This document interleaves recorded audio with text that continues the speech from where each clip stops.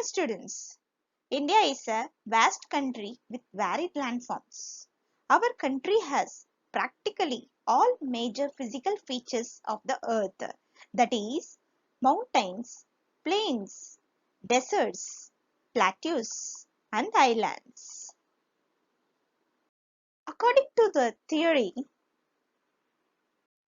the Earth's crust is formed out of 7 major and some minor plates.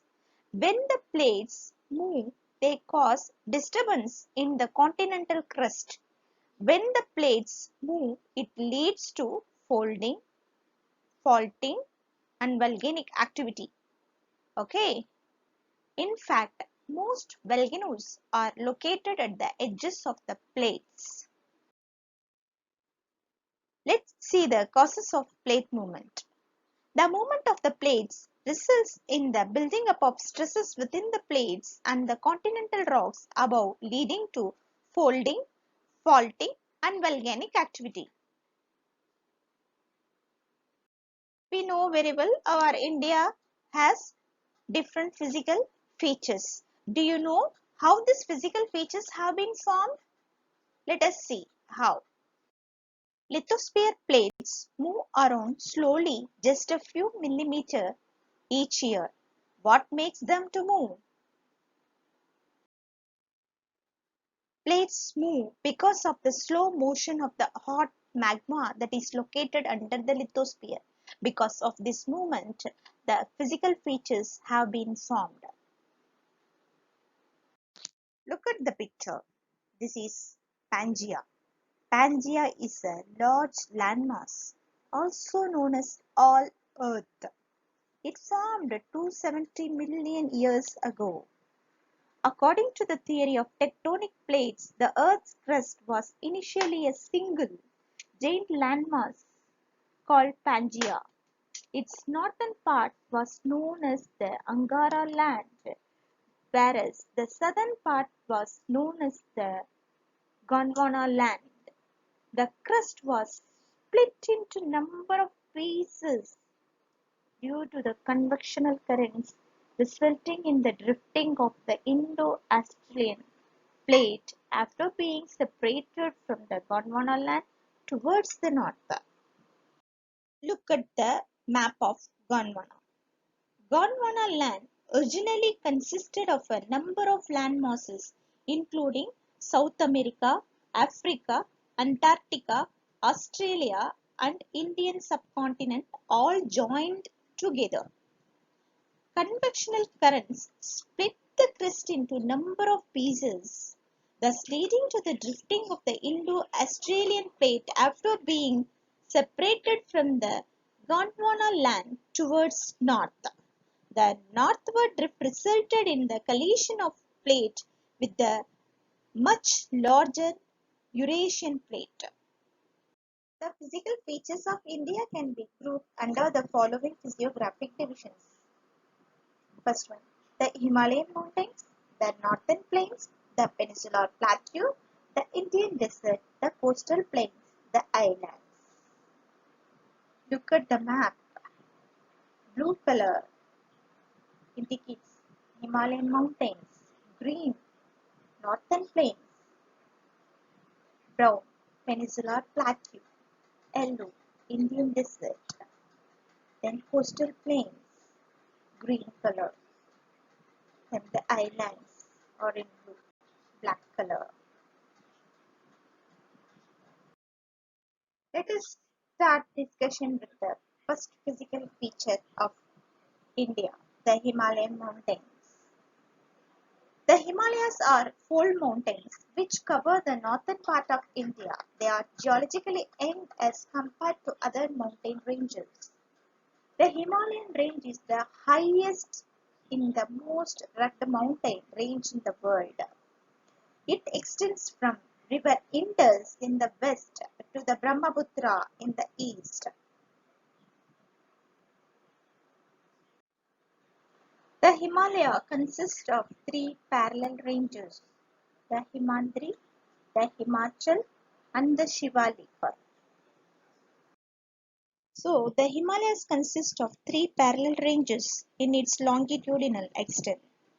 Greater Himalayas or Inner Himalayas or the Himadri. Second one, Himachal or Lesser Himalayas. Third one, Shivaliks or Outer Himalayas. First start with Greater Himalayas. These are the northernmost group of ranges.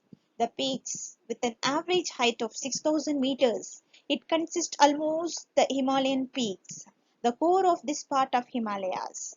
It is perennially snowbound and a number of glaciers descended from this range. Some highest peaks of the Himalayas are Mount Everest, Kanchenjunga, Makalu, Dhaulagiri, Nanga Parbat, Annapurna and Nanda Devi.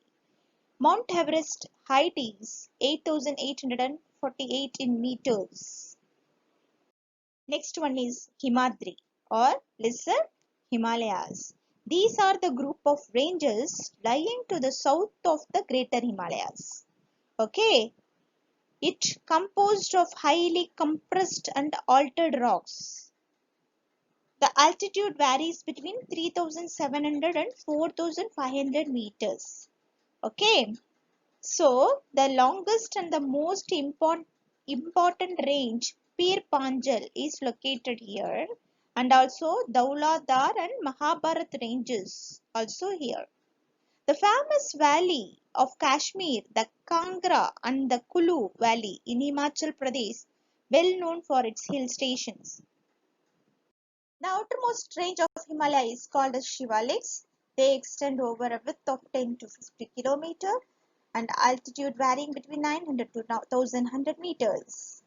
The longitudinal valley lying Lesser Himalaya and the Shivaliks are known as dunes. Dehradun, Kotli Dune and Patli Dune are some of the well-known dunes. These valleys are covered with thick gravel and alluvium. The northern plains. The northern plain is divided into three sections.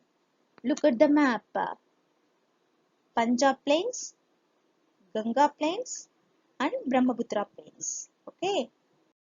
Now we are going to discuss about the Punjab plain, the Ganga plain and the Brahmaputra plain. The Punjab plain. The western part of the northern plain is called the Punjab plain. It is formed by Indus and its tributaries. The large part of this plain lies in Pakistan. Ganga plain extends between Ghaggar and Testa river. The Brahmaputra plain spreads over the states of North India, Haryana, Delhi, Bihar, UP, Jharkhand and West Bengal.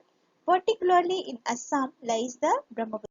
And also plains divided into four regions: Bhabar, Terai, Bhangar and Khadar. The narrow belt of about 8 to 16 km in width lying parallel to the slopes of Shivalik are called Bhabar. The streams and rivers re-emerge and create a wet, swampy and marshy region known as Terai.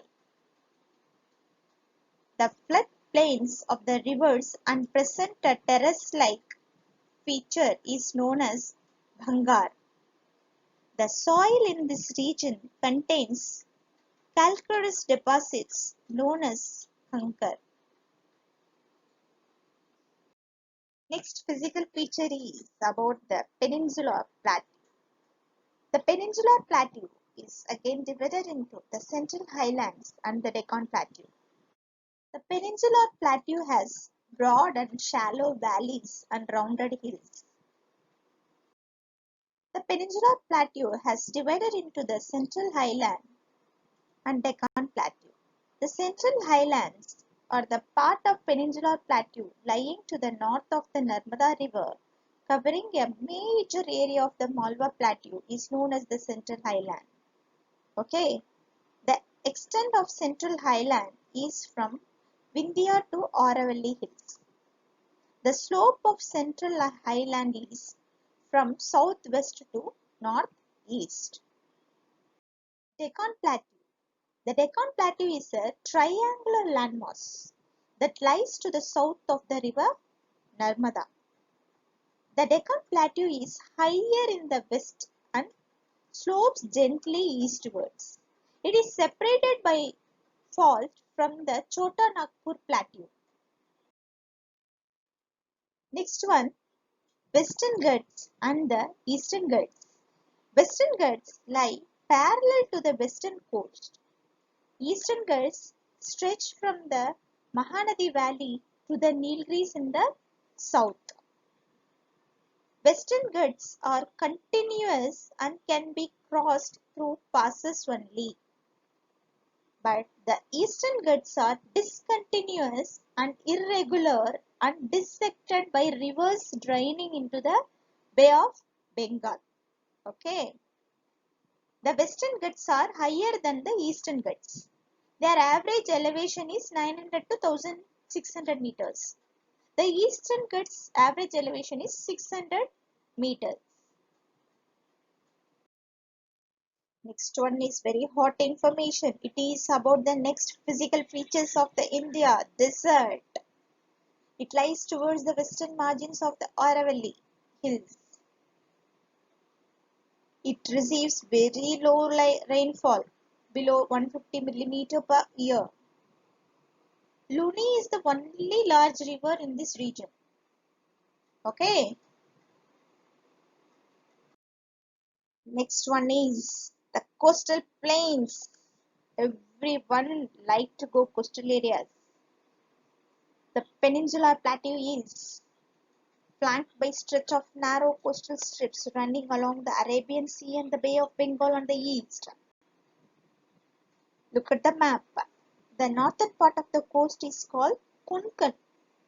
The central stretch is called the Kannad Plain. Okay. While the southern stretch is referred to as the Malabar coast.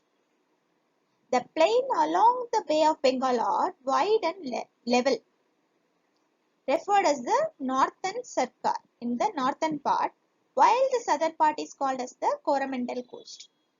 Okay. The large rivers such as Mahanadi, Godavari, Krishna, Kaveri have formed extensive delta on this coast. Lake Chilka is an important feature along the eastern coast. Wow. Next one is about the islands. Andaman Nicobar Island and Lakshadweep Island. Andaman Nicobar Island have volcanic origin. Its capital is Port Blair. It consists of nearly 200 islands.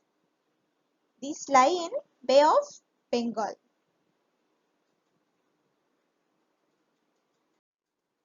These Andaman and Nicobar Islands lie close to equator and experience equatorial climate and has thick forest cover.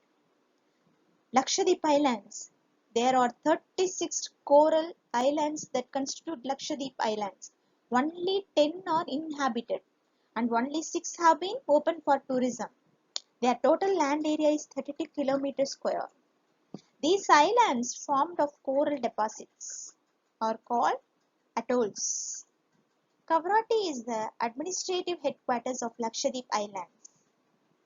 This island group has great diversity of flora and fauna. So, a detailed account of the different physiographic units highlight the unique feature of each region. It would, however, be clear that each region complements the other and makes the country richer in its natural resources. The mountains are the major sources of the water and forest wealth. The northern plains are the granaries of the country, while the plateau is storehouse of minerals. Wow! The coastal region and island group provide sites for fishing and port activities. Thus, the diverse physical features of the land have immense future possibilities of development. Before end of the session, let's take a short recap. So far, we discussed about the physical features of India, like Himalayan mountains, northern plains, islands, Indian desert, peninsular plateau, coastal plains, and islands. Okay, this mind map has given clear idea about the topic. Thank you. We will meet in next chapter of geography.